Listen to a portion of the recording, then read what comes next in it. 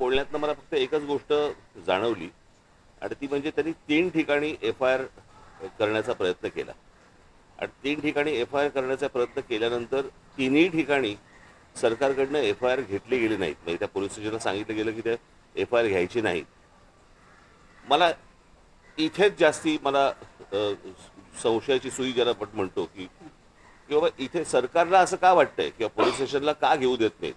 म्हणजे ज्यावेळेला ते मरीन ड्राईव्हवरती गेले त्या पोलीस स्टेशनला गेल्यानंतर तिथे ते तिथले जे कोणी अधिकारी होते ते त्यांचा एफ-आय-आर लिहून घेत होते, टाईप करत होते आणि टाईप करत असताना इतक्या DCP आले तिथले आणि त्यांनी सांगितलं की नाही एफ-आय-आर लिहून नाही घ्यायचा म्हणून. तर हे कशासाठी आहे मला असं वाटतं याची उत्तरं जर समजा काही नसेल त्या तो निव्वळ अपघात असेल, जर तो घातपात नसेल, पण जर समजा त्यांच्या घरच्यांनाच कोणाला तरी जर समजा त्याबद्दल जर समजा काही संशय असेल किंवा चौकशी नीट व्हावी यासाठीचा तो समजा एफ-आय-आर त्यांनी जर त्यांना करायचा असेल तर त्याला अडथळे सरकारकडनं का आणले जात आहेत. आज सुनेत्राबाई तिकडे बसलेले आहेत, उपमुख्यमंत्री म्हणून बसलेले आहेत.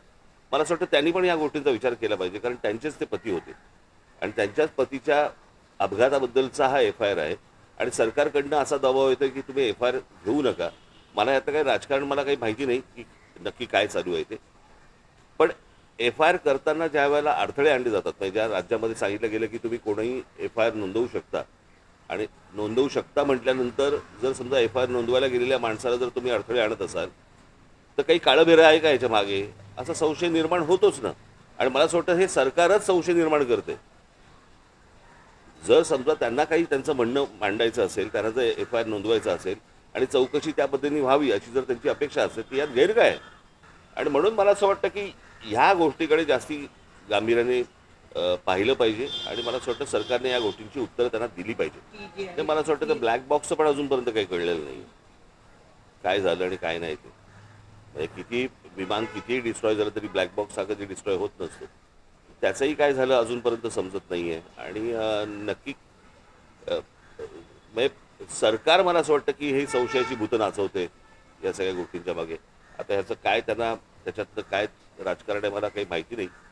माझा सोपा फक्त एकच गोष्ट होती की एफ-आय-आर नोंदवून का नाही घेतलं जात आणि तो नोंदवून नये याच्यासाठी सरकार का प्रयत्न करते याची फक्त उत्तर सरकारने द्यावी.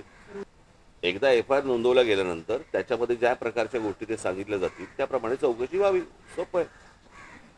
त्या सगळ्या गोष्टी बाजूला सोडा सरकारच्या. एफ-आय-आर नोंदवून का नाही घेतला जात आहे एवढ्या गोष्टींचं फक्त उत्तर सरकारने द्यावं.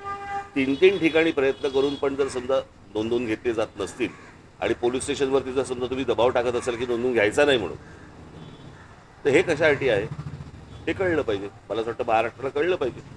आणि हा कुठच्याही राजकारणाच्या पलीकडचा विषय आहे. मला असं वाटतं की एक आपल्यातली एक व्यक्ती गेलेली आहे आणि इतका दुर्दैवी अपघात हा कोणाचाच अपघात होऊ नये, इतका दुर्दैव तर होऊच नये. आणि अशा सगळ्या परिस्थितीमध्ये जर समजा काही गोष्टी जर त्रुटी असतील त्या त्रुटी जर समजा एफ-आय-आरमध्ये मांडायच्या असतील तो मांडला दिला जात नाही. मला असं वाटतं की हे काहीतरी आपण कुठेतरी भलत्या लेवलला महाराष्ट्र आपण घेऊन चाललेलो आहे एवढंच फक्त यातनं दिसतं, अजून काही दिसत नाही.